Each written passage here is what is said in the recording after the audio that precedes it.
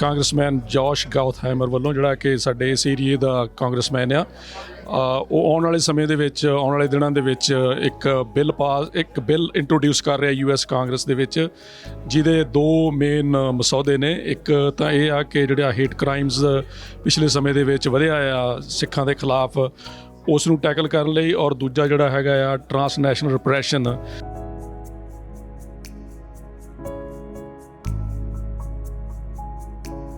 When our Sikh brothers, sisters are attacked day in and day out, we've got to stand up. And there's been an enormous uptick in violence and threats against Sikhs. Even in our schools where our young children go to learn and grow, Sikh students are seeing higher rates of bullying than they did a decade ago. It's worse, not better.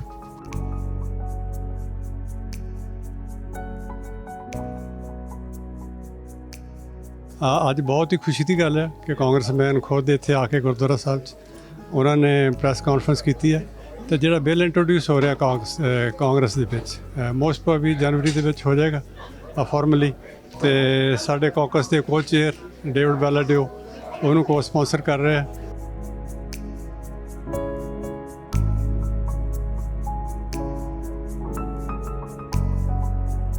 ਤੇ ਹੁਣ ਖਬਰਾਂ ਵਿਸਥਾਰ ਦੇ ਨਾਲ। New jersey ਦੇ Glen rock ਸਥਿਤ ਗੁਰਦੁਆਰਾ ਸ਼੍ਰੀ ਗੁਰੂ ਸਿੰਘ ਸਭਾ ਦੇ ਵਿਖੇ ਇੱਕ ਪ੍ਰੈਸ ਕਾਨਫਰੰਸ ਕੀਤੀ ਗਈ। ਕਾਨਫਰੰਸ ਦੀ ਮੇਜ਼ਬਾਨੀ ਇਲਾਕੇ ਦੇ ਕਾਂਗਰਸਮੈਨ ਜੋਸ਼ ਗੋਥਾਈਮਰ ਨੇ ਕੀਤੀ। ਕਾਨਫਰੰਸ ਦਾ ਮੁੱਖ ਮੁੱਦਾ ਸਾਲ 2026 ਦੇ ਵਿੱਚ ਸਿੱਖ ਭਾਈਚਾਰੇ ਦੇ ਲਈ ਪੇਸ਼ ਕੀਤੇ ਜਾਣ ਵਾਲਾ ਇੱਕ ਵੱਡਾ ਬਿੱਲ ਸੀ। ਇਹ ਬਿੱਲ ਅਮਰੀਕਾ ਦੇ ਵਿੱਚ ਰਹਿੰਦੇ ਸਿੱਖ ਭਾਈਚਾਰੇ ਦੇ ਵਿਰੁੱਧ ਨਫ਼ਰਤ ਤੇ ਅਪਰਾਧਾਂ ਦੇ ਵਿਰੁੱਧ ਇੱਕ ਮਜ਼ਬੂਤ ਆਵਾਜ਼ ਬਣੇਗਾ।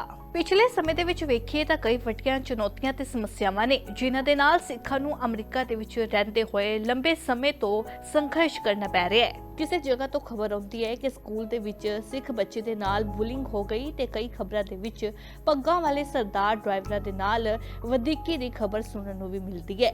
ਅਮਰੀਕਾ ਦੇ ਵਿੱਚ ਰਹਿੰਦੇ ਸਿੱਖ ਭਾਈਚਾਰਾ ਇਹਨਾਂ ਸਮੱਸਿਆਵਾਂ ਦੇ ਹੱਲ ਦੇ ਲਈ ਪਿਛਲੇ ਲੰਬੇ ਸਮੇਂ ਤੋਂ ਯਤਨਸ਼ੀਲ ਹੈ ਤੇ ਇਹਨਾਂ ਯਤਨਾਂ ਦੇ ਸਦਕਾ ਹੀ ਹੁਣ ਇੱਕ ਬਿੱਲ US ਕਾਂਗਰਸ ਦੇ ਵਿੱਚ 2026 ਦੇ ਵਿੱਚ ਪੇਸ਼ ਕੀਤਾ ਜਾਵੇਗਾ, ਜਿਸ ਨੂੰ ਨਿਊ ਜਰਸੀ ਤੋਂ ਕਾਂਗਰਸਮੈਨ ਜੋਸ਼ ਗੈਥਹਾਈਮਰ ਅਤੇ ਕੈਲੀਫੋਰਨੀਆ ਤੋਂ ਕਾਂਗਰਸਮੈਨ ਡੇਵਿਡ ਵੈਲਡੀਓ ਦੇ ਵੱਲੋਂ ਲਿਆਂਦਾ ਜਾ ਰਿਹਾ ਹੈ। When our Sikh brothers, sisters are attacked day in and day out, we've got to stand up. And there's been an enormous uptick in violence and threats against Sikhs. Even in our schools where our young children go to learn and grow, Sikh students are seeing higher rates of bullying than they did a decade ago. It's worse, not better. As the 10th Guru Gobind Singh said, "I will not flee from the field of battle. I will face the enemy with courage." So we are here today in that effort, in the sign of courage and that strength, to join together as one community and honor the core ideas that unite us all. Like my belief in our country, our diversity remains our greatest strength. We should celebrate it and stand united against all forms of hatred. That's why I'm introducing new federal legislation to protect that strength and to help ensure that instead of our Sikh community having to watch your own backs, together we will watch each other's. The bipartisan Sikh American Anti-Discrimination Act, which I am leading with Congressman David Valadao from California, will create the first federal task force on anti-Sikh discrimination at the Department of Justice.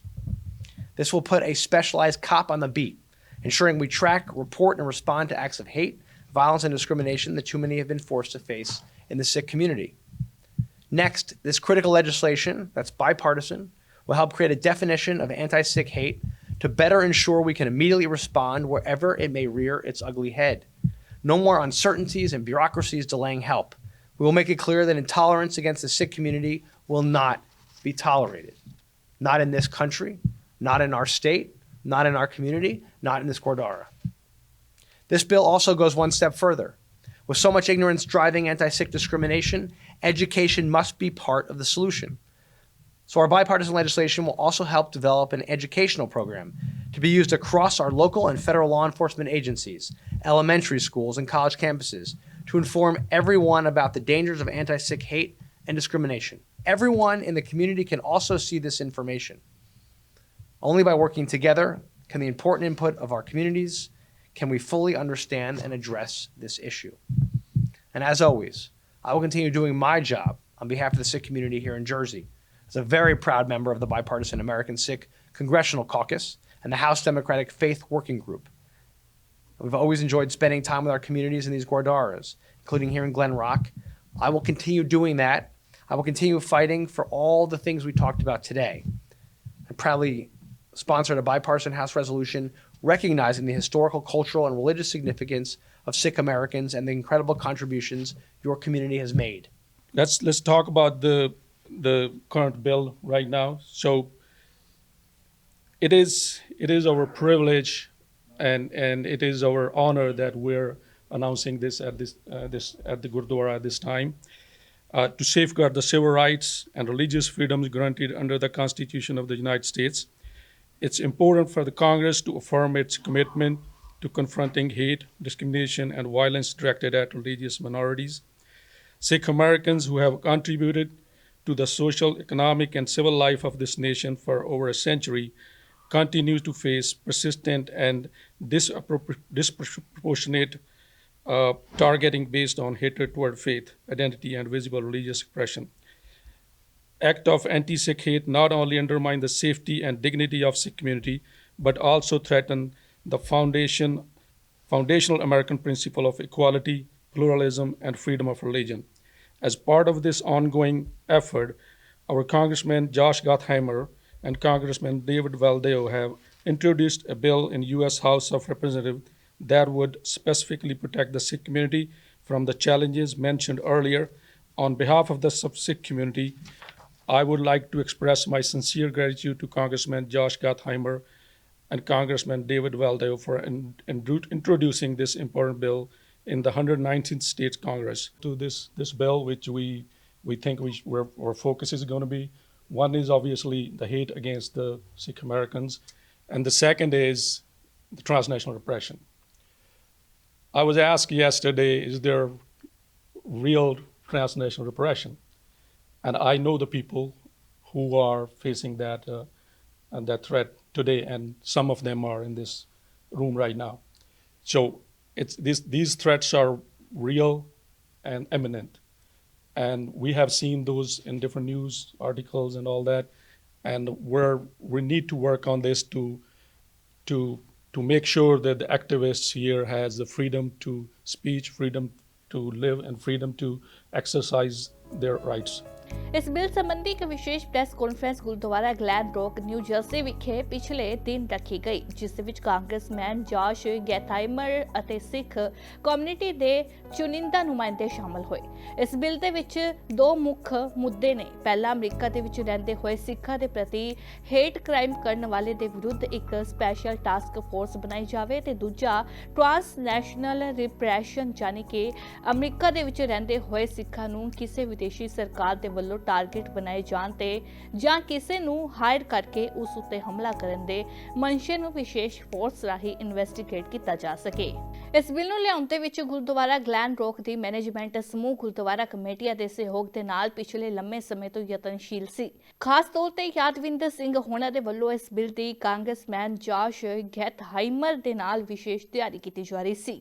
ਹੁਣੇ ਜਿਹੜੀ press conference ਹੋਈ ਆ congressman ਜੌਸ਼ ਗੌਥਹਾਈਮਰ ਵੱਲੋਂ, ਜਿਹੜਾ ਕਿ ਸਾਡੇ ਇਸ ਏਰੀਏ ਦਾ ਕਾਂਗਰਸਮੈਨ ਆ, ਉਹ ਆਉਣ ਵਾਲੇ ਸਮੇਂ ਦੇ ਵਿੱਚ, ਆਉਣ ਵਾਲੇ ਦਿਨਾਂ ਦੇ ਵਿੱਚ ਇੱਕ ਬਿੱਲ ਇੰਟਰੋਡਿਊਸ ਕਰ ਰਿਹਾ US ਕਾਂਗਰਸ ਦੇ ਵਿੱਚ, ਜਿਹਦੇ ਦੋ ਮੇਨ ਮਸੌਦੇ ਨੇ। ਇੱਕ ਤਾਂ ਇਹ ਆ ਕਿ ਜਿਹੜਾ ਹੇਟ ਕ੍ਰਾਈਮਸ ਪਿਛਲੇ ਸਮੇਂ ਦੇ ਵਿੱਚ ਵਧਿਆ ਆ ਸਿੱਖਾਂ ਦੇ ਖਿਲਾਫ, ਉਸ ਨੂੰ ਟੈਕਲ ਕਰਨ ਲਈ, ਔਰ ਦੂਜਾ ਜਿਹੜਾ ਹੈਗਾ ਆ ਟ੍ਰਾਂਸਨੈਸ਼ਨਲ ਰਿਪਰੈਸ਼ਨ, ਜਿਹੜੀਆਂ ਕਿ ਗੌਰਮੈਂਟਾਂ ਓਵਰਸੀਜ਼ ਦੇ ਵਿੱਚ ਆ ਕੇ ਜਿਹੜੇ ਸਿੱਖ ਐਕਟਿਵਿਸਟ ਨੇ ਜਾਂ ਜਿਹੜੇ ਸਿੱਖ ਫਰੀडम ਫਾਈਟਰ ਨੇ, ਉਹਨਾਂ ਨੂੰ ਤੰਗ ਕਰਨ ਵਾਸਤੇ ਉਹ ਬੰਦੇ ਭੇਜਦੇ ਨੇ, ਜਾਂ ਉਹਨਾਂ ਨੂੰ ਅਸੈਸੀਨੇਟ ਕਰਨ ਲਈ, ਉਹਨਾਂ ਨੂੰ ਖਤਮ ਕਰਨ ਵਾਸਤੇ ਜਿਹੜੇ ਹਾਇਰ ਕਰਕੇ ਬੰਦਿਆਂ ਨੂੰ ਭੇਜਦੇ ਨੇ। ਉਹ ਦੋ ਮੇਨ ਇਸ਼ੂ ਨੇ ਉਸ ਬਿੱਲ ਦੇ ਵਿੱਚ, ਜਿਹੜੇ ਕਿ ਆਉਣ ਵਾਲੇ ਸਮੇਂ ਦੇ ਵਿੱਚ US ਕਾਂਗਰਸ ਦੇ ਵਿੱਚ ਇਹ ਇਸ਼ੂ ਆ, ਜਿਹੜਾ ਬਿੱਲ ਆ, ਜਿਹੜਾ ਇਹ ਇੰਟਰੋਡਿਊਸ ਹੋਊਗਾ। ਉਸ ਤੋਂ ਬਾਅਦ ਉਹਦੇ ਉੱਤੇ US ਕਾਂਗਰਸ ਆ ਜਿਹੜੀ ਉਹਦੇ ਉੱਪਰ ਸਾਈਨ ਅਪ ਕਰਨਗੇ ਲੋਕ, ਜਿਹੜੇ ਕਾਂਗਰਸਮੈਨ ਨੇ, ਉਹਨੂੰ ਫਿਰ ਪੇਸ਼ ਕੀਤਾ ਜਾਊਗਾ। ਲੈਟਸ ਹੋਪ ਕਿ ਜਿਹੜੀ ਇਹ ਬਿੱਲ ਆ ਇਹ ਕਾਂਗਰਸ ਦੇ ਵਿੱਚੋਂ ਥਰੂ ਹੋ ਜਾਏ, ਉਸ ਤੋਂ ਬਾਅਦ ਫਿਰ ਸੈਨੇਟ ਵਿੱਚ, ਅਤੇ ਸੈਨੇਟ ਤੋਂ ਬਾਅਦ ਫਿਰ ਪ੍ਰੈਜ਼ੀਡੈਂਟ ਦੇ ਕੋਲੇ ਜਾਂਦਾ ਹੈ ਬਿੱਲ ਸਾਈਨ ਹੋਣ ਲਈ। ਸੋ ਇੱਕ ਥੋੜ੍ਹਾ ਲੰਬਾ ਰਸਤਾ ਆ, ਪਰ ਸਾਡੇ ਕੋਲੇ ਨੈਕਸਟ ਫੁੱਲ ਈਅਰ ਹੈ ਇੱਕ ਇਸ ਬਿੱਲ ਦੇ ਉੱਤੇ ਵਰਕ ਕਰਨ ਨੂੰ। ਕਾਫੀ ਸਾਰੇ ਕਾਂਗਰਸਮੈਨ ਨੇ ਜਿਨ੍ਹਾਂ ਨੇ ਆਲਰੇਡੀ ਇਹਦੇ ਉੱਤੇ ਸਾਈਨ ਅਪ ਕਰ ਲਿਆ ਆ। ਜਿਹੜੇ ਦੋ ਸਪਾਂਸਰ ਨੇ, ਇੱਕ ਕਾਂਗਰਸਮੈਨ ਜੌਸ਼ ਗੌਥਹਾਈਮਰ ਤੇ ਜਿਹੜਾ ਦੂਸਰਾ ਕਾਂਗਰਸਮੈਨ ਆ ਉਹ ਹੈਗਾ ਡੇਵਿਡ ਵੈਲਡੇਓ। ਇਹ ਦੋਵੇਂ ਕੋ ਸਪਾਂਸਰ ਨੇ ਦੋਵੇਂ ਇਸ ਬਿੱਲ ਦੇ। ਔਰ ਸਾਡੀ ਕਮਿਊਨਿਟੀ ਦੇ ਸਾਰੇ ਹੀ ਸੱਜਣਾਂ ਨੂੰ ਜਿਹੜੇ ਵੀ ਪੋਲੀਟੀਕਲੀ ਇਨਵੋਲਵ ਨੇ ਉਹ ਆਪਣੇ ਆਪਣੇ ਜਿਹੜੇ ਕਾਂਗਰਸਮੈਨ ਨੇ ਉਹਨਾਂ ਨੂੰ ਰੀਚ ਆਊਟ ਕਰਨ ਔਰ ਉਹਨਾਂ ਨੂੰ ਬੇਨਤੀ ਕਰਨ ਕਿ ਉਹ ਇਹ ਜਿਹੜੇ ਦੋਵੇਂ ਬਿੱਲ ਨੇ ਇਹਨਾਂ ਦੇ ਉੱਪਰ ਸਾਈਨ ਕਰਨ, ਇਹਨਾਂ ਦੀ ਸਪੋਰਟ ਕਰਨ ਔਰ ਇਹਨਾਂ ਵਾਸਤੇ ਵੋਟ ਕਰਨ ਆਉਣ ਵਾਲੇ ਸਮੇਂ 'ਚ, ਤਾਂ ਕਿ ਜਿਹੜੀ ਸਿੱਖਾਂ ਦੇ ਖਿਲਾਫ ਜਿਹੜੀ ਨਫ਼ਰਤੀ ਹਿੰਸਾ ਆ ਉਹਨੂੰ ਰਿਸਪੌਂਸੀਬਲ ਬਣਾਇਆ ਜਾ ਸਕੇ। ਜਦ 2026 ਦੇ ਵਿੱਚ ਇਹ ਬਿੱਲ ਕਾਂਗਰਸਮੈਨ ਜੋਸ਼ ਗੈਥਹਾਈਮਰ ਦੇ ਵੱਲੋਂ US ਕਾਂਗਰਸ ਦੇ ਵਿੱਚ ਪੇਸ਼ ਕੀਤਾ ਜਾਵੇਗਾ, ਫਿਰ ਉਸ ਤੋਂ ਬਾਅਦ ਇਸ ਬਿੱਲ ਤੇ ਚਰਚਾ ਹੋਵੇਗੀ, ਫਿਰ VOTING ਹੋਵੇਗੀ ਤੇ ਫਿਰ ਉਸ ਤੋਂ ਬਾਅਦ ਇਹ ਬਿੱਲ ਸੈਨੇਟ ਕੋਲ ਭੇਜਿਆ ਜਾਵੇਗਾ। ਸੈਨੇਟ ਵਿੱਚ ਪਾਸ ਹੋਣ ਤੋਂ ਬਾਅਦ ਇਹ ਬਿੱਲ ਪ੍ਰੈਜ਼ੀਡੈਂਟ ਦੇ ਕੋਲ ਸਾਈਨ ਕਰਨ ਦੇ ਲਈ ਭੇਜਿਆ ਜਾਵੇਗਾ।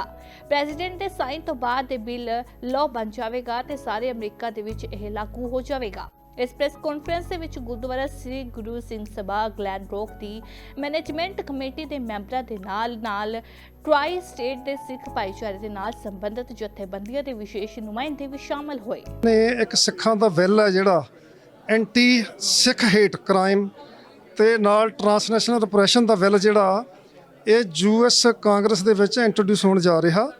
ਇਹ ਬਿੱਲ ਪਹਿਲਾਂ ਸਾਡੀ ਨਿਊਜਰਸੀ ਅਸੈਂਬਲੀ ਦੇ ਵਿੱਚ ਆਲਰੇਡੀ ਇੰਟਰੋਡਿਊਸ ਹੋ ਚੁੱਕਾ, ਜਿਹਦੇ ਵਿੱਚ ਮੇਰੇ ਖਿਆਲ ਕੋਈ 45-50 ਦੇ ਲਗਭਗ ਜਿਹੜੇ ਨੇ ਸੈਨੇਟਰ ਆ ਚੁੱਕੇ ਨੇ, ਕੁਝ ਅਸੈਂਬਲੀਮੈਨ ਵੀ ਆ ਚੁੱਕੇ ਨੇ। ਇਹ ਸਿੱਖ ਅਲਾਇੰਸ ਯੂਥ ਵੱਲੋਂ ਸਾਰਾ ਡਰਾਫਟ ਕੀਤਾ ਗਿਆ ਸੀ ਪਹਿਲਾ ਬਿੱਲ। ਤੇ ਮੈਂ ਮੁਬਾਰਕਬਾਦ ਦਿੰਦਾ ਗਲੈਨ ਰਾਕ ਦੀ ਗੁਰਦੁਆਰਾ ਪ੍ਰਬੰਧਕ ਕਮੇਟੀ, ਖਾਸ ਕਰਕੇ ਜਿਹੜੀਆਂ ਹੋਰ ਵੀ ਆਰਗੇਨਾਈਜੇਸ਼ਨਾਂ ਜਿਵੇਂ ਸਾਡੀ ਸਿੱਖ ਕਲੀਸ਼ਨ ਹੋ ਗਈ, ਸੈਲਡਫ ਹੋ ਗਈ ਤੇ ਸਿੱਖ ਯੂਥ ਅਲਾਇੰਸ ਹੋ ਗਿਆ ਤੇ ਹੋਰ ਆਰਗੇਨਾਈਜੇਸ਼ਨਾਂ ਜਿਹੜੀਆਂ ਨੇ ਜਿਹੜੀਆਂ ਇਕੱਠੀਆਂ ਹੋ ਕੇ ਇਹਨੂੰ ਫੋਲੋ ਅਪ ਕਰ ਰਹੀਆਂ। ਇਹ ਮੈਂ ਕਹਿੰਦਾ ਪਹਿਲੀ ਵਾਰੀ ਅਮਰੀਕਾ ਦੇ ਵਿੱਚ ਹੋਇਆ ਕਿ ਇਹ ਸਾਰੀਆਂ ਜਥੇਬੰਦੀਆਂ ਇਕੱਠੀਆਂ ਹੋ ਕੇ ਬਿੱਲ ਲਿਜਾ ਰਹੀਆਂ। ਇਹ ਬਿੱਲ ਇੰਟਰੋਡਿਊਸ ਹੋਣ ਤੋਂ ਬਾਅਦ ਜਦੋਂ ਇਹ ਪਾਸ ਹੋ ਜਾਊਗਾ ਬਿੱਲ, ਇਹਦਾ ਸਾਨੂੰ ਬਹੁਤ ਵੱਡਾ ਬੈਨੀਫਿਟ ਹੋਊਗਾ।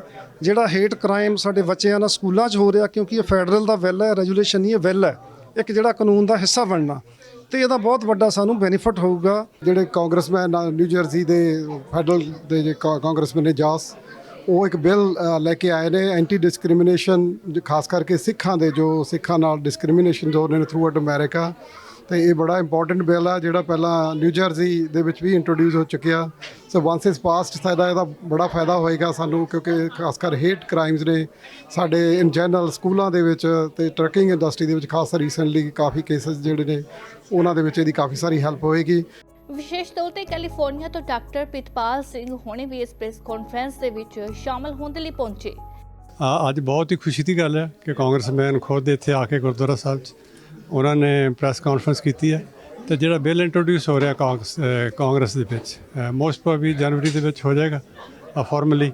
ਤੇ ਸਾਡੇ ਕਾਕਸ ਦੇ ਕੋ ਚੇਅਰ ਡੇਵਿਡ ਵੈਲਡੇਓ ਉਹਨੂੰ ਕੋ ਸਪਾਂਸਰ ਕਰ ਰਿਹਾ। ਤੇ ਬੜੀ ਮਾਣ ਵਾਲੀ ਗੱਲ ਹੈ ਕਿ ਸਾਡੇ ਜਿਹੜੇ ਕਾਂਗਰਸਮੈਨ ਨੇ ਜੋਸ਼, ਇਹ ਸਾਡੇ ਕਾਕਸ ਤੇ ਵੀ ਨੇ।